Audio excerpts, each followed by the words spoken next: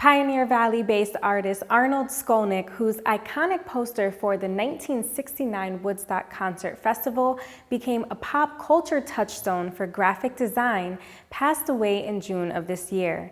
Connecting Point producer Dave Fraser visited Skolnick at his Easthampton studio in 2019 to hear all about the artist's life and career from the man himself. You're born with this talent or you don't have it. You can't learn how to do it. Arnold Skolnick has spent his life designing and creating beautiful pieces of art, as well as producing art books, catalogs, and posters. At age 82, he has received 4 50 Best Books of the Year awards from the American Institute of Graphic Arts and numerous awards for advertising and graphic design. But his most famous work is one that received no award at all, the original Woodstock poster, which he created 50 years ago in 1969. It's just the bird, the hand, and the guitar, and this is what we went and added the Woodstock Art Fair, all the names, and they were driving the printer crazy because each time you had to change the plates. The festival attracted nearly 500,000 people to a farm in upstate New York for 3 days of peace, love, and music.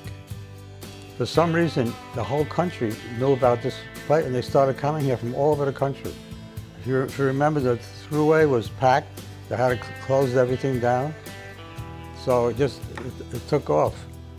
Yeah, the upper left. Skolnick got the job to design the poster because the original poster, designed by David Bird, featured an outline of a naked woman and was too psychedelic. The promoters needed to make a change and approached Skolnick to create a new poster in just 3 days. Inspired by the paper cutouts of Henry Matisse, Arnold got to work. I mean, I could use photographs, you can do all kinds of solutions to the problem. I decided to do the whole thing with cut paper. Thinking about Matisse's cutout shows that I had at the Museum of Modern Art. So I took a razor blade and I cut those shapes out. I went to the store and bought a big sheet of red paper. I put the bird in the upper left-hand corner, and I put the type in the lower right-hand corner so it balances. I cut it all out with a razor blade. I had all these little pieces, and I put it on red paper, and that was it. Those simple graphics came together to make one of the most iconic music posters ever. And despite Skolnick's lack of interest in the music of the 60s and 70s, he is quite proud of his work, but admits it isn't perfect. There's a mistake in the poster. When I put all the colors in for the printer, I didn't mark the beak to be black. So the beak is red background.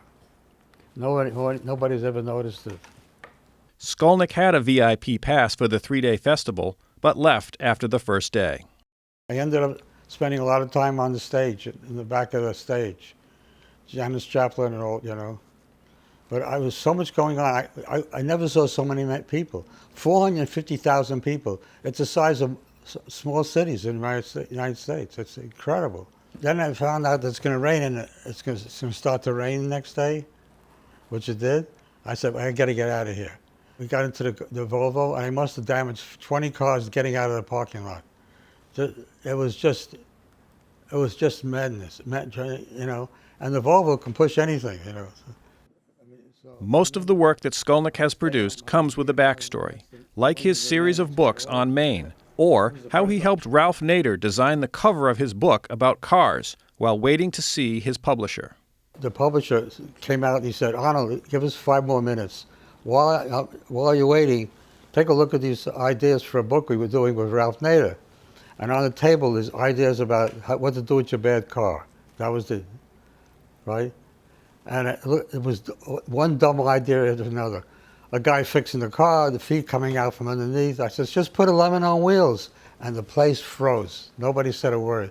And he came out and he says, can you repeat that? Put a lemon on wheels. Get Ralph Nader on the phone, they said. So I got Ralph Nader on the phone, and I told him about the issue. He says, do it. Using a toy truck and a lemon he bought at his local fruit market, Skolnick created the image that helped change our modern vernacular about bad cars.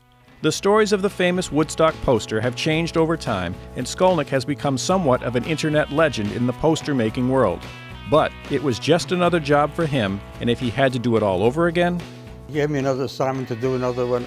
I couldn't do it better than that. It just happened to click, you know?